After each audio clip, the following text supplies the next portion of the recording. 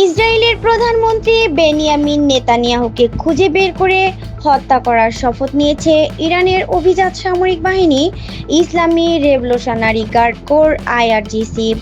রোববার 15 মার্চ ইরানের রাষ্ট্রীয় বার্তা সংস্থা ইরনা এক প্রতিবেদনে এ তথ্য জানিয়েছে।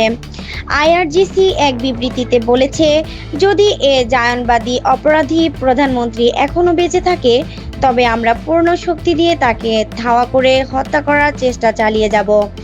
ইরানের এ প্রভাবশালী সামরিক বাহিনী আরও জানায়, বেনিয়ামিন নেতানিয়াহুকে লক্ষ্যবস্তু করার অভিযানে তারা পিছু হাঁটবে না। সাম্প্রতিক সময়ে মধ্যপ্রাচ্যে উত্তেজনা বাড়ার প্রেক্ষাপটে এই হুমকি নতুন করে পরিস্থিতিকে আরও জটিল করে তুলতে পারে বলে বিশ্লেষকদের ধারণা।